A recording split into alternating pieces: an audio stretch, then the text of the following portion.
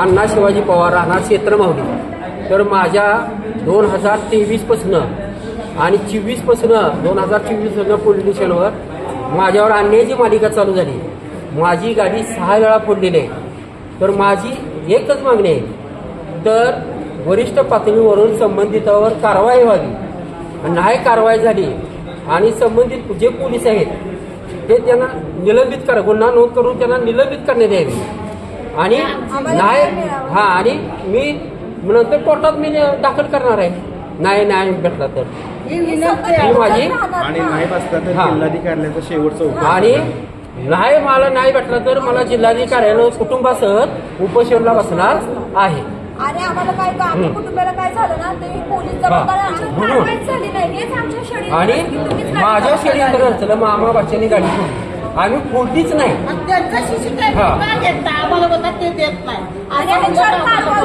तर कारवाई व्हावी ही आणि षडयंत्र हे सतत घडत राहणार ना, सारखीच गाडी पुरावी सारखी चार एनसी 3 FR आहे।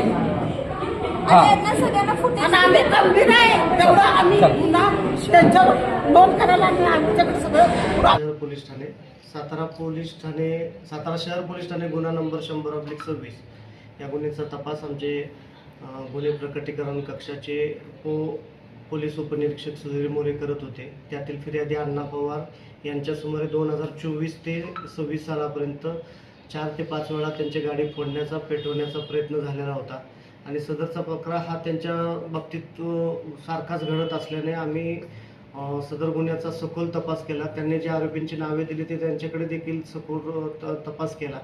त्यानंतर आम्ही तपासाच्या दोन्ही अँगलने तपास करून सदर गुन्ह्यामध्ये फिर्यादी यांचाच एक भाचा आहे, त्याच्याकडे सुद्धा आम्ही लक्ष केंद्रित केले आणि त्याचा केलेल्या तांत्रिक तपासानुसार त्याचा संबंध असल्याचे निष्पन्न झालेले आहे। त्याने सदरची बाब ही फिर्यादी यांच्या साथीनेच केली असल्याचे सांगितले आणि त्याबाबत आम्ही बराचसा पुरावा देखील गोळा केलेला आहे। नमूद दोन्ही आरोपींच्या विरोधात आम्ही माननीय न्यायालयामध्ये योग्य पुराव्यांसह चार्जशीट देखील सादर करीत आहोत।